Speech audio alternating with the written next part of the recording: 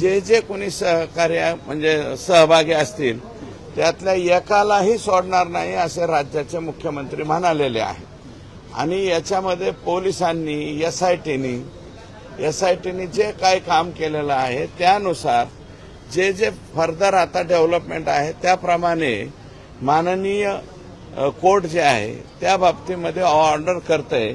याच्यामध्ये ह्यांनी मागणी केली त्यांनी मागणी केली किंवा काही याचा विषयच नाही।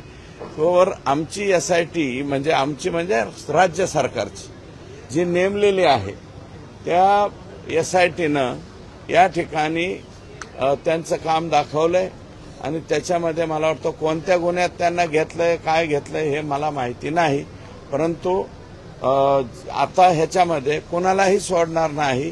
कायद्याच्या कचाट्यात जे जे सापडतील ते कायद्याच्या अंतर्गत येतील। प्रामुख्याने सगळेजण सापडत आले तसं म्हणायचं का? सगळेजण सापडत आले तसं म्हणायचं? हे पहा, पोलीस यंत्रणा आहे, आम्ही कोणी बोलून तसं काही होत नसते।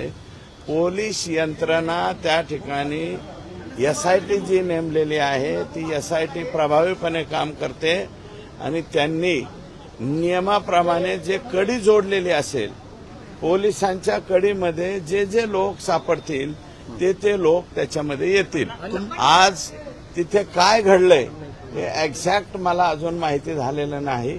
अजूनही कोर्टाच्या पुढे मला वाटतं अर्ज केलेला आहे एसआयटीने, एवढीच माहिती मला कळालेली आहे। पुढे काय झालं हे मला माहित नाही, परंतु कायद्याच्या पुढे कायद्यापेक्षा कोणीही मोठा नसतो हे मात्र निश्चितपणे तुम्ही मध्यस्थी केली होती मुख्यमंत्र्यांकडे आणि देशमुख कुटुंबाची भेट घातली होती।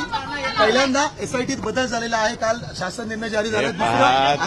आता त्याचं ऑलरेडी झालेलं आहे, परत ते बोलायला